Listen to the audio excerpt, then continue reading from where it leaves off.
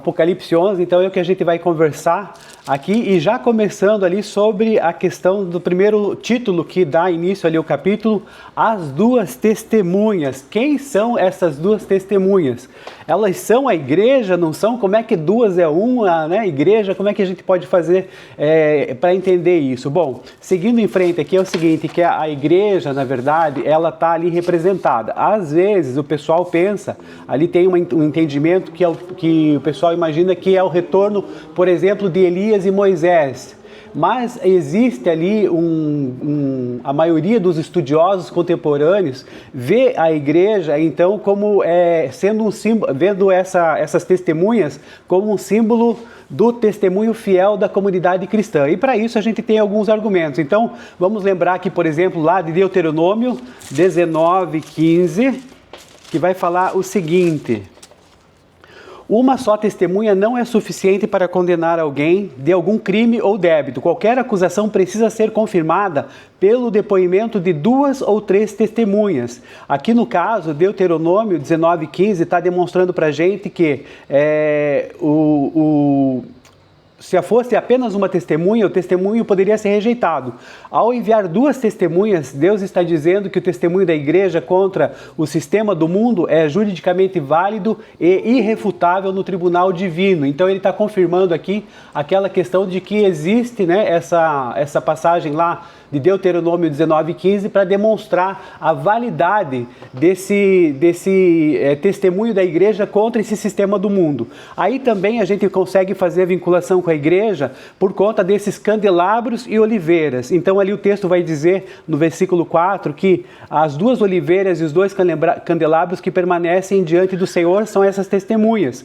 Lá em Apocalipse 1:20, o próprio Jesus explica que os candelabros são a igreja. Nós já estudamos isso, né? E também a referência de Zacarias capítulo 4 em relação às oliveiras, que demonstram então a unção do Espírito Santo. Então, portanto, as testemunhas são a igreja capacitada pelo Espírito para iluminar as trevas. Então é nesse sentido que a gente precisa compreender isso, né? E aqui a questão de as testemunhas que fazem, por exemplo, que Moisés colocam com o sangue e as pragas, e Elias, que fecharam o céu para não chover, fizeram. Então isso representa o quê? Que a igreja está operando também na lei de Moisés e dos profetas, de Elias, no caso aqui representando os profetas. E é a totalidade das escrituras sendo pregada pela igreja ao mundo. E aí, no caso, o que acontece é que a igreja é chamada, então, para ser a voz profética em todos os momentos da vida nossa, e na política, na ética, na justiça social. Depois nós vamos ver essa questão do pátio exterior, né, que foi dado aos gentios. Espera aí, mas eu não sou gentio também? Como é que é essa questão? Vamos entender isso logo mais. E aqui a igreja, muitas vezes, parece derrotada ou morta, assim como as testemunhas, né, tiveram essa dificuldade. Aos olhos do mundo, ela pode estar morta, pode ser perseguida, pode ser silenciada, mas ela possui uma vida que o mundo não pode extinguir. A ressurreição das testemunhas é a garantia que o testemunho cristão sempre prevalecerá.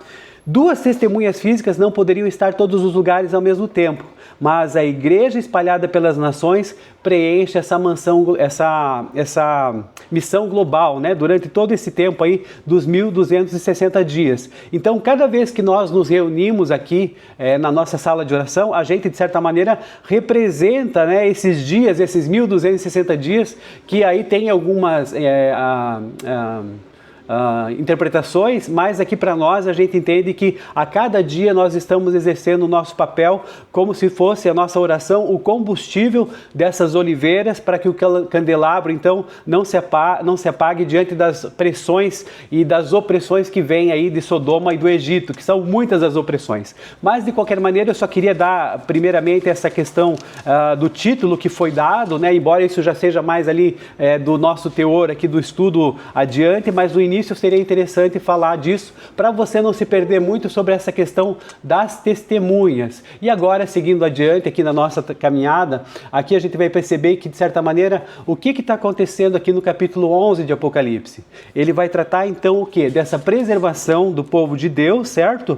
Da preservação do povo de Deus, do testemunho profético e da vitória final do reino de Cristo. Então é isso que você vai perceber na leitura que nós tivemos aqui. De qualquer maneira, começando ali nos versículos 1 e 2, nós vamos verificar aqui a questão de que João recebe uma vara. Mas espera aí, como uma vara? Você vai ver em algumas versões que algumas coisas aparecem assim, cana semelhante a uma vara.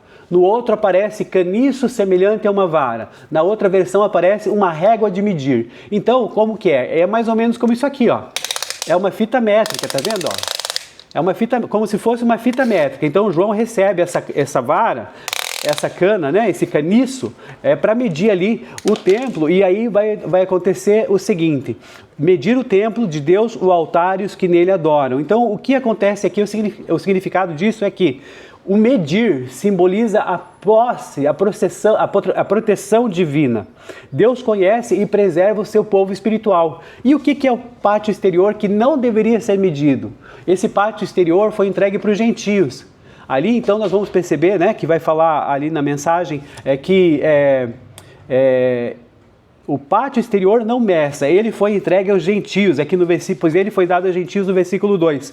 Então o que está acontecendo aqui é o seguinte, o pátio de fora ser entregue aos gentios não quer dizer que nós estamos fora disso. Quando ele fala aqui gentios, você vai perceber que isso diz respeito àqueles que não são judeus, né? Aqueles que não são do povo escolhido. Mas, então, para a gente ter essa interpretação aí correta, vamos dar seguimento para compreender essa maneira.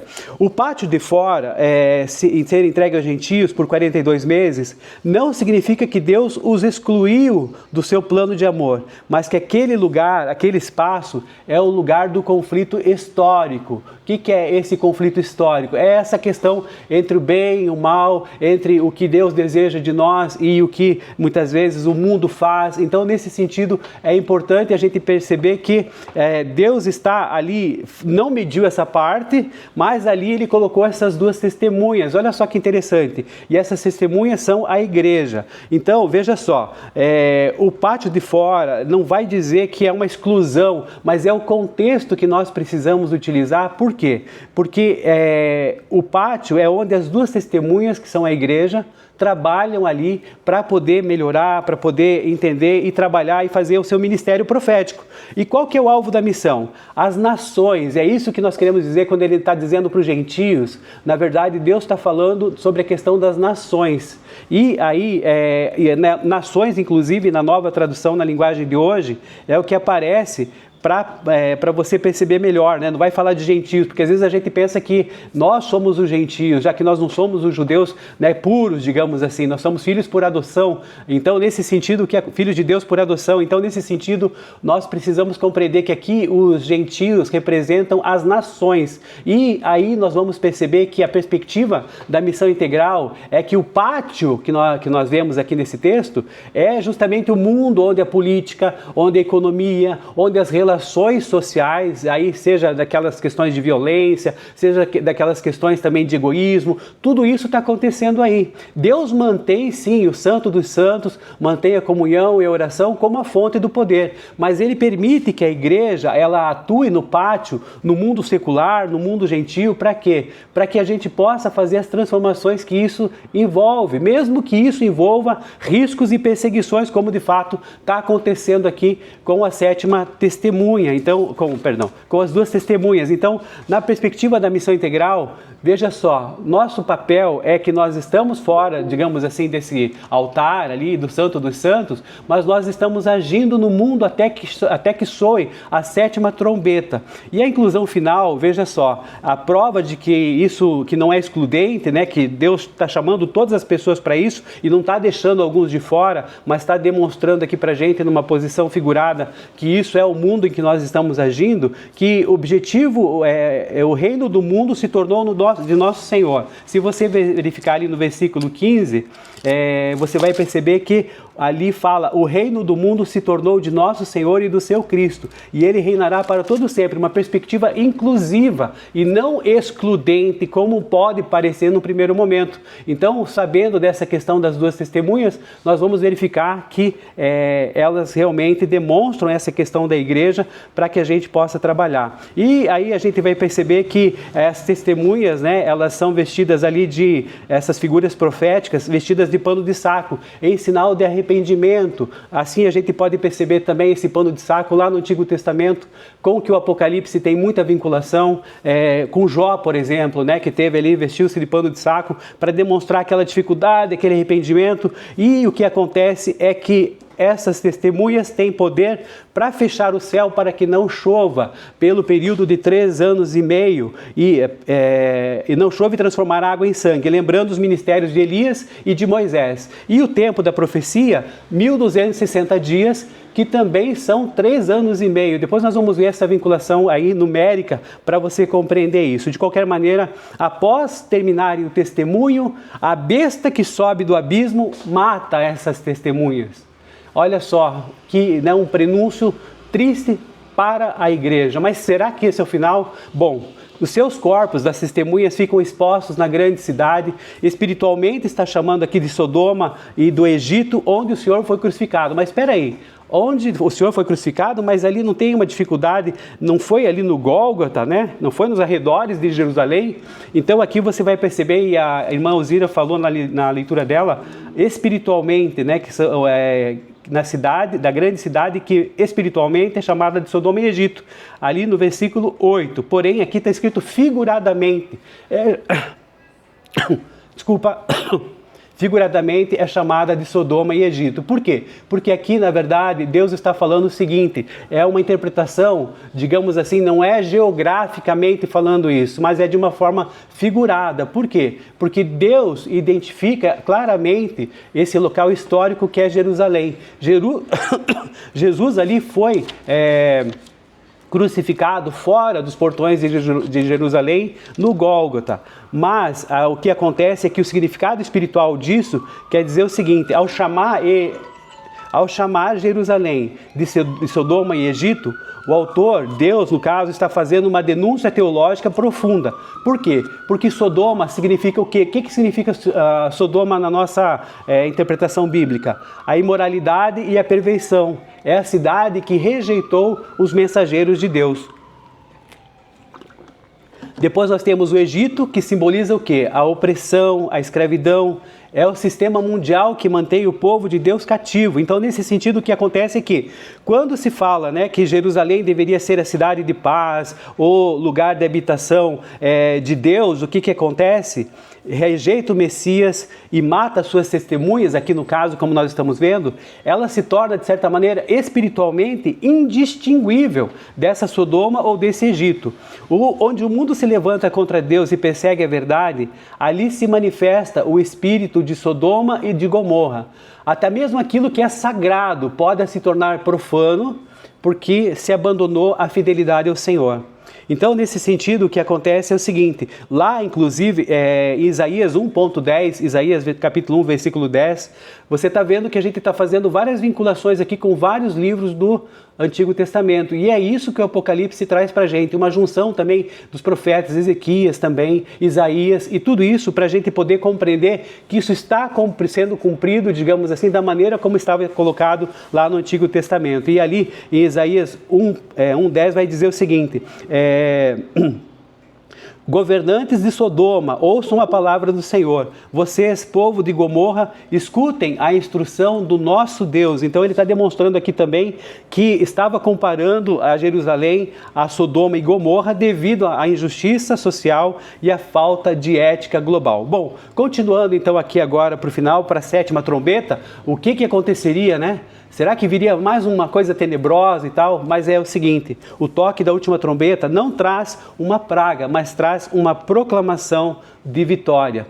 As vozes do céu anunciam que o domínio do mundo agora pertence ao Senhor e ao seu Cristo. E aí os 24 anciãos se prostram e agradecem a Deus por ele ter assumido o seu grande poder e começado a reinar. O templo no céu, o santuário de Deus no céu se abre e a arca da aliança é à vista acompanhada de relâmpagos, trovões e uma forte chuva de granizo. Agora eu só queria aqui tentar explicar alguma situação em relação às testemunhas e os 1260 dias que nós aqui pudemos conversar. Só deixa eu ver aqui onde onde que está na minha anotação que não falha. Só um minutinho, por favor.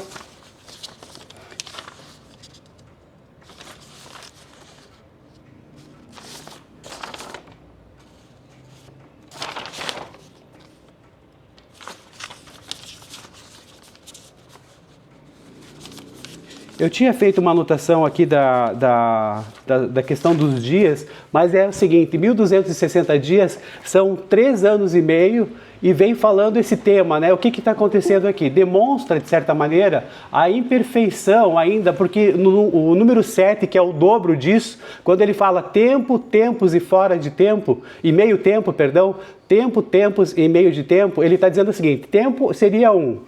Tempos seria 2, então somando 1 mais 2 seriam 3. E meio tempo seriam 3,5, 3 tempos e meio. O que Deus está querendo dizer com a gente em relação a isso? Que traduzido 3 anos e meio seriam esses 1260 dias. É que a perfeição ainda não estava sendo concretizada. Tem a morte das testemunhas, mas depois elas ressuscitam. Então nesse meio do caminho, o que está acontecendo?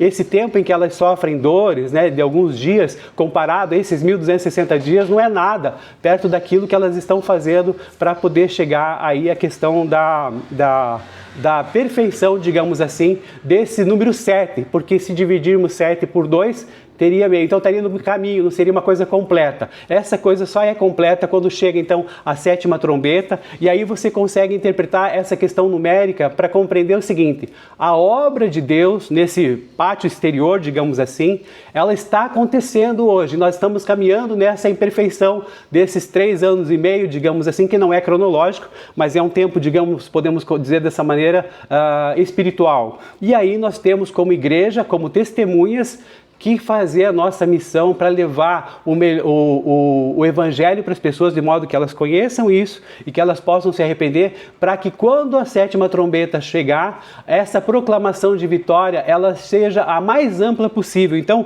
mesmo com todas as dificuldades, parecendo que a igreja está morta, sufocada pelos tempos, sufocada pelas situações sociais, pelos poderes do mundo, todas aquelas situações de dificuldade, Deus não permite que isso aconteça. Isso não é o final da história. O final da história é de vitória final de Cristo, e a par dessas questões aí numéricas que eu me perdi um pouquinho, espero que você tenha compreendido, mas se você tiver dúvida, a gente pode conversar no particular depois, eu ficaria muito feliz em ajudá-lo. Amém, irmãos? Então, nesse sentido, é o que a gente leu aqui de Apocalipse 11.